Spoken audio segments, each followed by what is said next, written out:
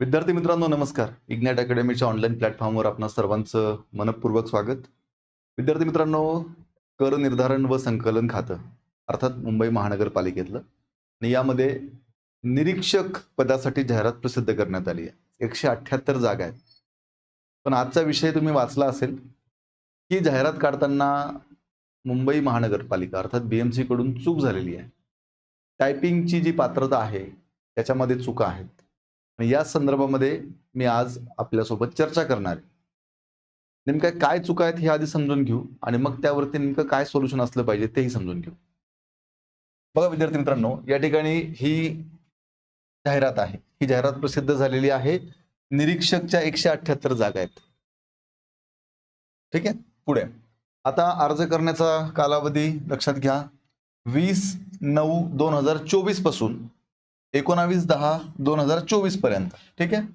बरं, आता नेमकं टायपिंग लागते की याला, तर हो टायपिंग लागते. त्यांनी स्पष्ट सांगितलंय की उमेदवार हा ग्रॅज्युएट असला पाहिजे आणि त्यांनी बघा खालची ओळ बघा, उमेदवाराजवळ मराठी व इंग्रजी टंकलेखनाचं प्रत्येकी 30 शब्द प्रति मिनिट वेगाचं शासनाचे व्यावसायिक प्रमाणपत्र असावे. म्हणजेच मराठी आणि इंग्रजी टायपिंग 30 लागणार आहे. आता महत्वाचा मुद्दा हा आहे की या ठिकाणी जाहिरातीमध्ये माजी सैनिक व अनाथ अशा उमेदवारांना सूट दिली आहे टायपिंग मधून, बरोबर आहे, आणि शासन निर्णयाप्रमाणे ते योग्य पण आहे. मग या ठिकाणी तुम्ही जर माजी सैनिक असाल तर तुम्हाला हा शासन निर्णय आहे. या ठिकाणी या शासन निर्णयाप्रमाणे तुम्हाला या ठिकाणी सूट आहे की ती नियुक्तीपासून 2 वर्षाच्या आतमध्ये तुम्हाला टायपिंग द्यायचंय.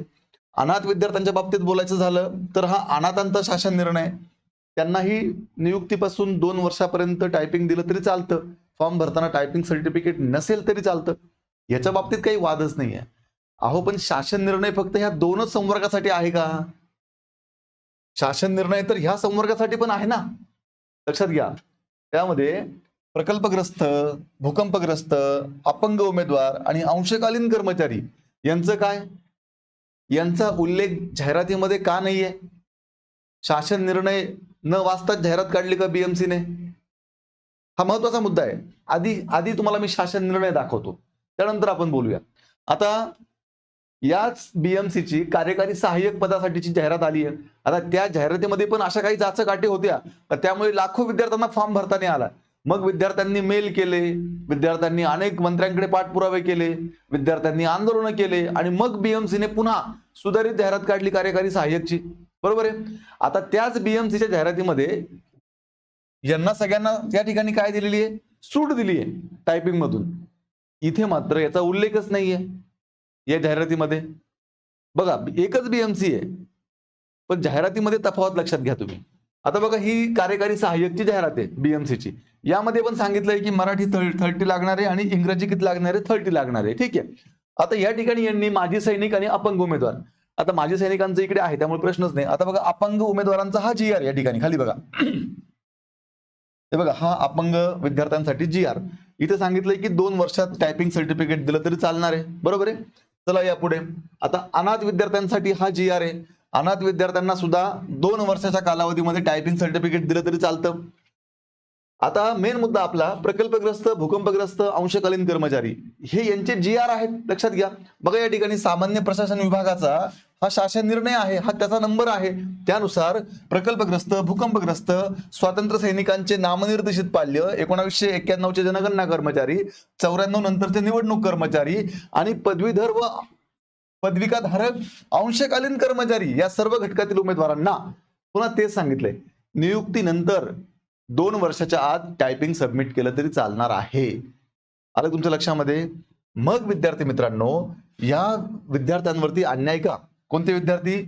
बघा या ठिकाणी प्रकल्पग्रस्त, भूकंपग्रस्त, अपंग आणि माजी अंशकालीन कर्मचारी यांचा उल्लेख या जाहिरातीमध्ये का नाही? का विद्यार्थ्यांच्या बाजूने आता कोणी जास्त बोलणार नसल्यामुळे BMC आपल्या मनमानी पद्धतीने जाहिराती काढणार आणि पुन्हा विद्यार्थ्यांनी मागणी केली, आंदोलनं केली की मग त्याच्यामध्ये पुन्हा बदल करणार. मग एवढंच करायचं का विद्यार्थ्यांनी? अभ्यास करणं सोडून द्यायचं का? मेन मुद्दा विद्यार्थी मित्रांनो काय लक्षात घ्या. आता मला जे काही महत्वाचे मुद्दे वाटतात ते मी या ठिकाणी मांडलेत. काय आहेत महत्वाचे मुद्दे बघा लक्षात घ्या. आता विद्यार्थ्यांनी नेमकं करायचं काय? हा पहिला प्रश्न. BMCला पत्र किंवा मेल करायचं का? ठीक आहे, याच्यावरती बोलू आपण. BMC नेमके करतं काय? आंदोलनाचा पवित्रा घ्यायचा का आता आपण? त्यानंतर जाहिरात काढताना शासनाचे GR न बघता जाहिरात काढली जाते का, हा सगळ्यात महत्वाचा प्रश्न आहे माझा. कारण जाहिरात काढताना तुम्ही जर शासन निर्णय न बघता जाहिरात काढत असाल तर मग हा कुठेतरी विद्यार्थ्यांच्या भावनांशी खेळ करताय तुम्ही. आणि मग काही जागृत विद्यार्थी असतात ज्यांना हे सगळे GR माहिती असतात, त्यांनी पाठपुरावा केल्यावर नंतर मग तुम्ही जाहिरातीमध्ये बदल करतात. मग ही चूक तुमची नाहीये का? मग या चुकीसाठी कोणीतरी जबाबदार व्यक्ती पकडला जाऊ नये का? पुढे बघा, मग जबाबदारी नेमकी कोणाची? जबाबदारी निश्चित असली पाहिजे कोणाची तरी यामध्ये, लक्षात घ्या. आता अलीकडच्या काळामध्ये वेळोवेळी आपल्याला असं दिसतंय की जाहिरात काढताना अशा काही अटी टाकल्या जातात, म्हणजे मला तर असं म्हणावंसं वाटतं की जाणीवपूर्वक अशा काही अटी टाकल्या जातात की ज्यामधून ग्रामीण भागातील शेतकऱ्यांची मुलं जी होतकरू असतात, ज्यांना या अभ्यासाच्या माध्यमातून, या स्पर्धा परीक्षा माध्यमातून सरकारी नोकरी मिळवायची असते, अधिकारी व्हायचं असतं, या मुलांना तुम्ही वंचित ठेवू इच्छित आहे का? गरिबांना तुम्ही गरीबच ठेवू इच्छित आहेत का? आता BMCची जी कार्यकारी सहाय्यक पदाची जाहिरात होती, त्यामध्ये तुम्ही काय सांगितलं, पहिल्या प्रयत्नामध्ये तुम्ही ग्रॅज्युएशन उत्तीर्ण असले पाहिजे, तरच तुम्ही फॉर्म भरू शकतात. आता मला सांगा, बऱ्याचदा असं होतं की अगदी हुशार विद्यार्थी सुद्धा ग्रॅज्युएशनच्या लास्ट इयरला असताना त्यांच्या काही वैयक्तिक जबाबदाऱ्यांमुळे, काही आजारपणामुळे बऱ्याचदा असं होऊ शकतं की एखादा विषय राहू शकतो. नंतर ही मुलं परीक्षा देऊन पास होतात, विषय काढतात. मग त्यांनी फॉर्म नाही भरायचा, त्यांनी BMCत नोकरी नाही करायची, त्यांना तो अधिकार डावलून टाकायचा. हा कोणता न्याय? म्हणजे खरंच नैसर्गिक न्यायाच्या तत्वाला धरून तुम्ही जाहिरात काढता का? हा सगळ्यात महत्वाचा मुद्दा आहे. मग आता भरपूर लोकांनी मागणी केली, विद्यार्थ्यांनी आंदोलनं केले, तेव्हा BMCने आता ही अट काढून टाकली आहे. दुसरा मुद्दा, टायपिंग मराठी 30, इंग्लिश 30.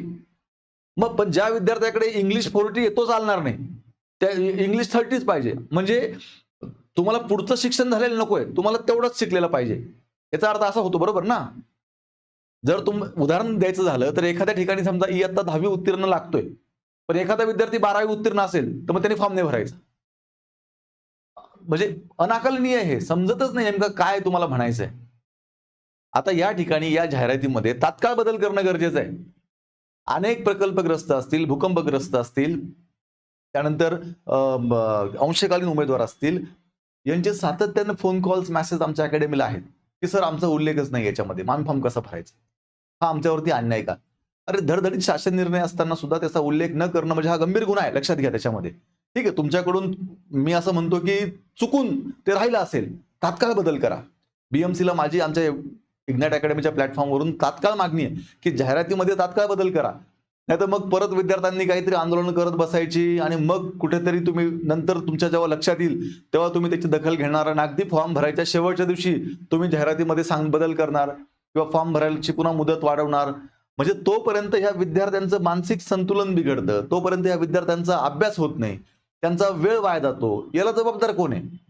म्हणजे विद्यार्थ्याच्या बाजूनं स्ट्रॉंगपणे बाजू मांडणारा कोणी नसल्यामुळे ह्या सगळ्या गोष्टी घडतायत का? याचा अर्थ असा घ्यायचा आहे का मग की मग महाराष्ट्रामध्ये आंदोलनं होणार, विद्यार्थी रस्त्यावरती बसणार आणि मग परीक्षा काढणारी कंपनी जाहिरातीमध्ये बदल करणार, हा पायंडा आपल्याला पाडायचा आहे का? मग हे कुठेतरी आदर्श प्रशासनाचं उदाहरण राहील का मग? खरं तर महाराष्ट्रामधलं जे शासन आहे, प्रशासन आहे, त्याच्याकडे एक ज्याला आदर्श शासन म्हणतो किंवा आदर्श प्रशासन म्हणतो, अशा दृष्टीनं म्हणजे पूर्ण भारतातून पाहिलं जातं. आणि अलीकडच्या काळामध्ये प्रत्येक वेळेस हे घडताना दिसतंय की परीक्षा येते, जाहिरातीमध्ये काहीतरी गडबड असते, त्याच्यानंतर विद्यार्थी आंदोलनाला बसतात, मग मीडिया येतो, मग त्या आंदोलनाचं स्वरूप मोठं होतं आणि मग ती संबंधित एजन्सी किंवा ती संबंधित जी काही महानगरपालिका असेल किंवा आणखी कोणती एजन्सी असेल, ती मग सांगते की ठीक आहे, आम्ही आता याच्यामध्ये बदल करतो. हे कितपत योग्य आहे? म्हणजे विद्यार्थ्यांनी तुम्ही अगोदर चुकीच्या पद्धतीने जाहिरात काढायची, विद्यार्थ्यांनी मग आंदोलन करायची आणि मग तुम्ही नंतर त्यात सुधारणा करून देणार. तर तुम्ही इतक्या जबाबदार पदावरती बसलेले आहात, तुमच्याकडून अशा ह्या चुका होणं अपेक्षित नाहीये. हा, काही चुका आपण समजू शकतो की चला बाबा झाली, पण इतक्या छोट्या छोट्या चुका की ज्या व्हायलाच नको त्या कशा होऊ शकतात? आणि अशा काठी तुम्ही कशा काय टाकू शकतात त्यामध्ये? हा माझा सवाल आहे खरं तर या माध्यमातून. विद्यार्थ्यांनी घाबरायचं नाहीये, विद्यार्थ्यांनी टेन्शन घ्यायचं नाहीये. या संपूर्ण प्रकारामध्ये इग्नाइट अकॅडमीची संपूर्ण टीम याचा फॉलोअप घेईल, तुम्ही काळजी करू नका. विद्यार्थी मित्रांनो, याच्या पुढे जाऊन सांगतो तुम्हाला मी. आता हा BMCचा मेल आहे, mybmcassist.support@mcgm.government.in या मेलला सर्व विद्यार्थ्यांनी मेल करायचा आहे आणि हा मुद्दा उपस्थित करायचा आहे. लक्षात घ्या, हा लढा एकट्या दुकट्याचं हे काम नसतं. जेव्हा प्रेशर क्रिएट होतो तेव्हाच त्यांचे डोळे उघडतात आणि मग ते बदल करतात, हे लक्षात घ्या. याच्यावरती मेल सगळ्यांनी करायचा आहे, लक्षात घ्या. थोडा वेळ काढून मेल करा. त्यानंतर हा इथे कॉल सेंटरचा नंबर आहे, नंबर नोट डाऊन करून घ्या. 91 95 13 16 74 43. पुन्हा एकदा 91 95 13 16 74 43. सकाळी 10 ते सायंकाळी 5 या वेळेतच फोन करायचा आहे. त्यात पण त्यांनी सांगितलंय दुपारी 1:30 वाजल्यापासून 2:30 वाजेपर्यंत जेवणाची सुट्टी असते, त्यात फोन करू नका. ठीक आहे. फोन केल्यानंतर पण समाधानकारक उत्तरं मिळताना दिसत नाहीत, हे लक्षात घ्या. पण तरी फोन करायचा आहे आणि हा प्रश्न विचारायचा आहे. काय होईल, जास्त मेल गेले, जास्त फोन कॉल्स गेले तर तात्काळ बदल होईल आणि परीक्षा ठरलेल्या वेळेत होईल. नाहीतर पुन्हा होतं काय, शेवटी बदल करायचे म्हटले तर पुन्हा मग सगळी प्रक्रिया लांबते, लक्षात घ्या. जशी आता कार्यकारी सहाय्यक पदासाठी पुन्हा नव्यानं फॉर्म भरायला सुरुवात झाली. आपल्याला सुद्धा तात्काळ याच्यामध्ये बदल करण्यासाठी हे प्रयत्न करायचे आहेत. इग्नाइट अकॅडमीच्या माध्यमातून आम्ही सुद्धा अगदी काही वेळातच मेल करत आहोत. ठीक आहे. तो मेल केल्यानंतर सुद्धा पुढच्या व्हिडिओमध्ये मी तुम्हाला त्याचा प्रूफ सुद्धा दाखवतो की आम्ही मेल केलेला आहे, त्याचा स्क्रीनशॉट तुम्हाला दाखवतो. ठीक आहे. चला, आज आम्ही मेल करतोय, कॉल तर आम्ही पण यानंतर आमचे जेवढे विद्यार्थी आहेत त्या विद्यार्थ्यांना आम्ही सांगतोच आहे, पण तुम्ही सुद्धा कॉल करा विद्यार्थी मित्रांनो. आणि विद्यार्थ्यांच्या हिताची कुठलीही गोष्ट असली तर आतापर्यंत इग्नाइट अकॅडमी वेळोवेळी विद्यार्थ्यांच्या बाजूने उभी राहिलेली आहे. इथून पुढे सुद्धा आम्ही विद्यार्थ्यांच्या बाजूनं जे विद्यार्थ्यांच्या हिताचं असेल त्यासाठी आम्ही सर्वतोपरी मदत करणार. या बाबतीत मी तुम्हाला आश्वासन देतो, या बाबतीत मी तुम्हाला शब्द देतो. विद्यार्थी मित्रांनो, खूप चांगला अभ्यास करा. मुंबई महानगरपालिकेत कार्यकारी सहाय्यक असेल किंवा निरीक्षक असेल होण्याची आपणा सर्वांना सुवर्ण संधी आहे. या संधीचं आपल्याला सोनं करायचं आहे. फक्त जाता जाता एक माहिती आपल्याला सांगतो. इग्नाइट अकॅडमीच्या माध्यमातून जो काही मुंबई महानगरपालिकेचा अधिनियम आहे 1888चा, त्याच्यासाठी ही आपली सेपरेट बॅच आहे. कारण त्याच्या जवळ 50% वेटेज आहे पेपरला, 50 प्रश्नांचं वेटेज आहे. तर ही आपली एक सेपरेट बॅच आहे. प्रतीक बड सर त्याला शिकवत आहेत. त्या बॅचला 999 रुपये फी आहे. त्यात पण तुम्ही जर 50% ऑफ आहे पहिल्या 500 विद्यार्थ्यांसाठी, एवढी फी भरायची गरज नाहीये. आणि तुम्ही ऑलरेडी बीएमसीची बॅच घेतली असेल तर तुम्हाला 75% ऑफ आहे, लक्षात घ्या. ठीक आहे. त्यानंतर आपली ही पूर्ण एक निरीक्षकची बॅच आहे, लक्षात घ्या. ही बॅच सुद्धा आपली 23 सप्टेंबर पासून म्हणजे आजपासून सुरू झालेली आहे. लाईव्ह प्लस रेकॉर्डेड बॅच आहे. बॅचचं वैशिष्ट्य म्हणजे मराठी व्याकरण, इंग्रजी व्याकरण, गणित हा सगळा त्याच्यामध्ये जो काही विषय सिलेबस आहे मुंबई महानगरपालिके संदर्भामध्ये तो सगळा त्याच्यामध्ये कव्हर केलेला आहे. ठीक. प्रत्येक विषयाला तज्ज्ञ एक्सपर्ट मार्गदर्शक आहेत. डाउनलोड करा ॲप इग्नाइट अकॅडमीचं, बॅच जॉईन करा. अधिक माहितीसाठी 88 88 99 61 16 या नंबरला संपर्क करा. विद्यार्थी मित्रांनो, अशाच प्रकारे नवीन व्हिडिओज बघण्यासाठी स्पर्धा परीक्षा संदर्भातील आजच हे इग्नाइट अकॅडमीचं YouTube चॅनल सबस्क्राईब करा. धन्यवाद.